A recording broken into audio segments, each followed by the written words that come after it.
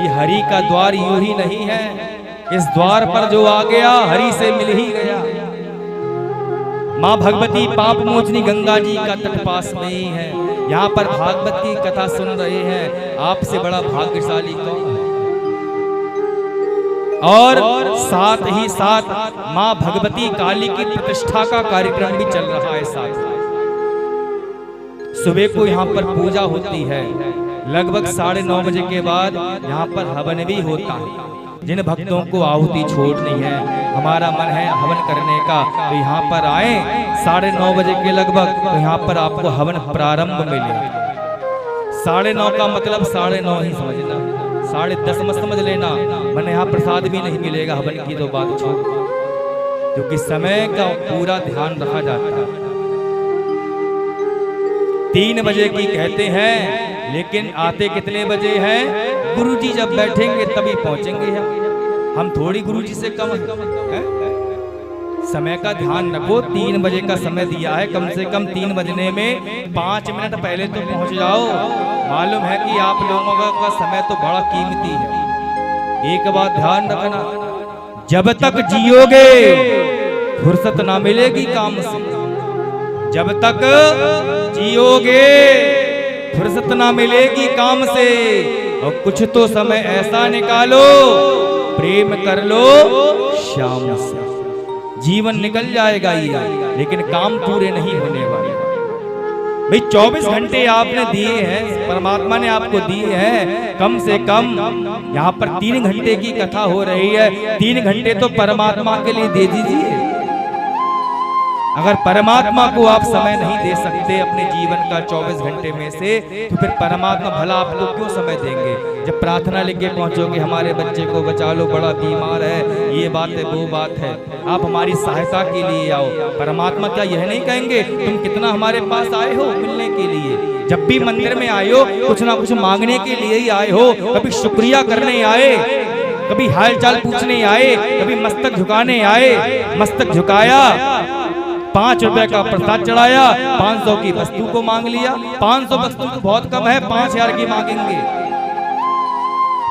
पूजा की बात आ जाए तो सबसे बेकार अंगूठा पूजा में आएगा यूज।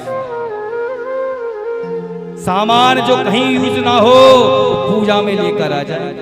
भगवान को समझ क्या रखा, खुद अच्छा अच्छा पहनोगे और भगवान के लिए संतोष कराओगे मिश्री में ही। खुद को खाने के लिए बढ़िया मिठाई हो और भगवान के लिए कोई भी दे दो, कौन देखने वाला है।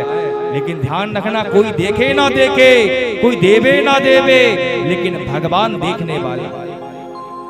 जिसने आपको जीवन दिया, जिसने आपको सुंदर शरीर दिया, एक हाथ भी कम कर देता, गुरु बना देता, फिर कहते रहते जीवन भर भगवान आपने ये दिया ये दिया, एक हाथ और दे देते।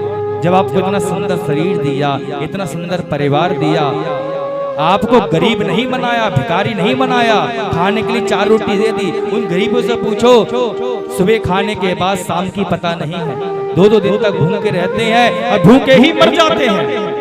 आपको सब कुछ दिया तो आपको बिल्कुल फिक्र ही नहीं। जिन परमात्मा ने आपको इतनी कृपा करी है, क्या आप उनके लिए कुछ समय नहीं दे सकते?